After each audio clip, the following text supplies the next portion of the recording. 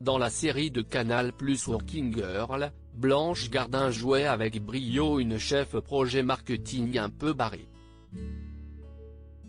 Depuis, elle est devenue une humoriste reconnue, qui a connu un vrai succès avec son spectacle de stand-up, Il faut que je vous parle.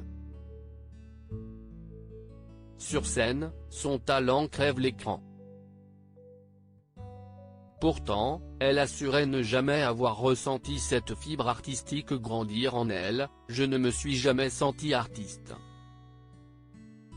Je me trouve vraiment normale », expliquait-elle au Figaro.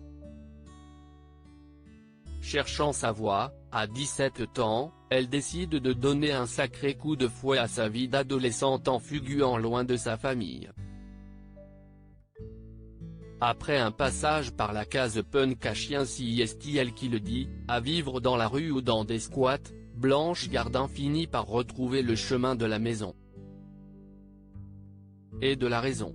Direction le bac puis la fac de sociologie, j'ai quand même fait chier mes parents en quittant le cursus en cours de route pour me lancer dans l'ébénisterie. Ça a duré 6 mois. Blanche Gardin policière, elle a porté l'uniforme seulement voilà, Blanche Gardin ne fait rien comme les autres. Elle aime les expériences.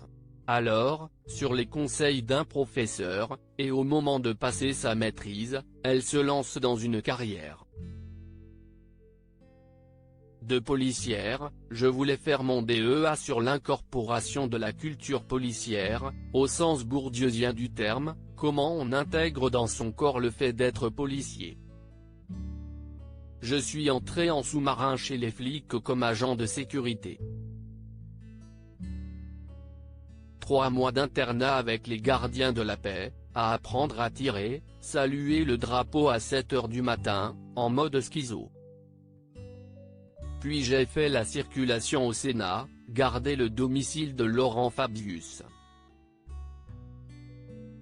J'avais un petit automatique. Ça s'est bien passé. Je me suis limite trouvé sexy. Je n'ai pas de problème à être quelqu'un d'autre. J'ai plus de problème à être moi-même. Finalement, après le décès de son père, elle prit la décision d'arrêter ses études pour se lancer dans la comédie.